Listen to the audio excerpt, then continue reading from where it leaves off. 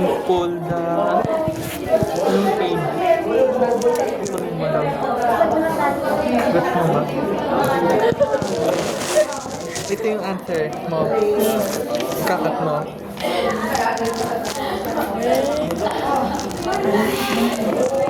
I also just buy the second hand of the Yung temperature mo. sa paint lang. Click na lang. Para hindi sayang.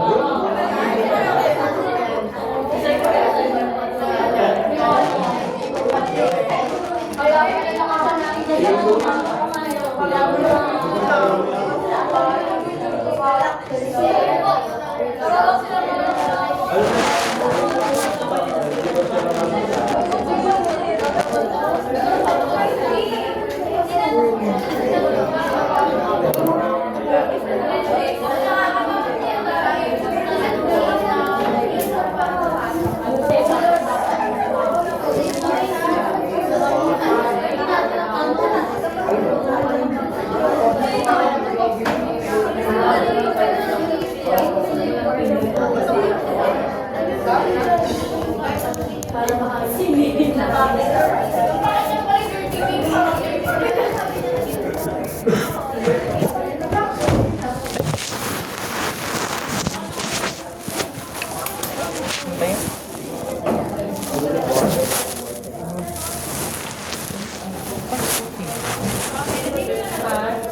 yan? Ito ba? Oh, McDo. Saka yung ibang subject, redoing one.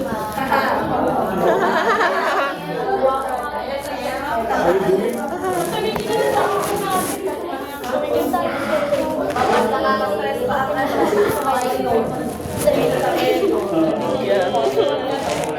It's already period end of the minor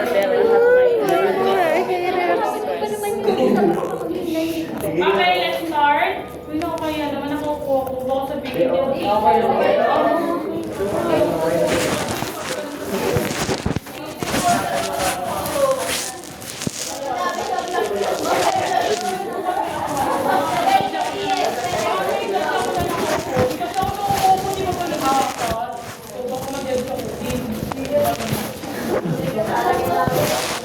Okay, reproductive system. So, unang-una, dahil ito ang topic, so, napagalugin ni mga iba naman hindi.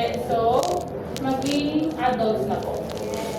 Okay, and our topic is composed of anatomy of the male and female reproductive system. If you have questions, I'll entertain everyone.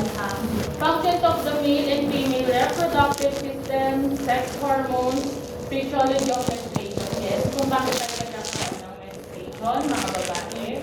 Spermatogenesis, paano po na-form ang sperm.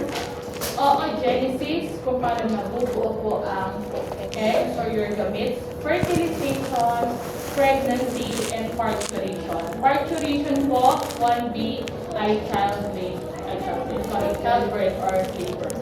Okay. So, let's start with the anatomy of the male reproductive system. Ano yung ibang boys? Where are they? So, ito, anatomy ng male reproductive system. Siguro alam na ito ng mga lalaki. So, babae ang makikinig sa akin. Pero for sure, there are still parts of the reproductive system na hindi nila alam ang gamit. O hindi nila alam yung kahalagahan. So, masarap yan. So, the male reproductive system, let's start. Your male reproductive system includes your testes. So, your testes is the one that produces your sperm and secretes hormones. You have a system of ducts. On your male reproductive system, meron tayong 4 na ducts. Yung 4 na ducts po is daanan po. So, you have your epididymis, you have your ductus deferens. Nung high school kayo, mas kilala nyo yan as vas deferens, naalala. Ejaculatory ducts and urethra. Pag sinabi kong system of ducts on the quiz, yung 4 na yun ang hinahanap ko. So mamaya makikilala nyo sila kung ano yung mga lumalabas sa bawat ducts na yan. It transports, so pag lahat sila, ang ginagawa nila is it transports and stores their sperm. It assists in their maturation and conveys them to the exterior. Meaning, pinapadala nila yung ibang nutrients sa other parts pa ng reproductive system. You have sex gland or accessory sex gland on your male reproductive system. You have your seminal vesicles, your prostate, and your vulvourethral glands. 3 lang po yung sex glands na yan. Mamaya, isa-isahin natin kung ano yung hormone na lumalabas sa kanila at bakit sila importante. They provide semen, which contains sperm plus the secretions. And last one is the supporting structures. You have your scrotum and penis. The penis delivers sperm into the female reproductive tract and scrotum supports the testes. So yung mga lalaki, I don't know if you already know this, na akala nyo yung pinakamahalagang part ng inyong reproductive system is your penis, tama? Pero actually, your scrotum or yung itlog po ninyo and your penis are actually accessories, are actually just supporting structures. Boys, kung alam nyo.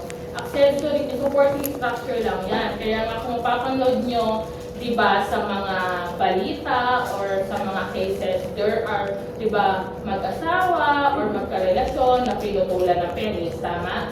But still, buhay pa sila, di ba? Kasi supporting structure lang po yung scrotum and penis. The most important part of your male reproductive system is actually your testes. Meaning, kaya pag may mga case kayo narinig, uy, naputulan ng penis or pinutol yung penis, it's just that nawawala, you still have, you still feel a sexual drive, kaya lang, hindi nyo na kumbaga ma-exercise yung pleasure because naputol yung inyong penis. Pero you can still live kahit wala yan. Okay. Pero it's ano ha, girls, nasa batas yan, yung assimilation of, tawag dito, of the parts of the body, kayo pa yung makakasuhan dyan pag ginawa nyo. Yes. Okay, with exemption lang daw kapag you caught in the act. Pero kunyari, pinano mo, di ba yung sa, manood kayo ng mga ganyan cases para may idea kayo. Nahuli nyo, nag-cheat yung partner nyo, tapos pinutol nyo yung kanyang penis, kayo pa yung makakasuhan, girls, kasi nasa batas na hindi dapat ina-assimilate yung mga partner nyo.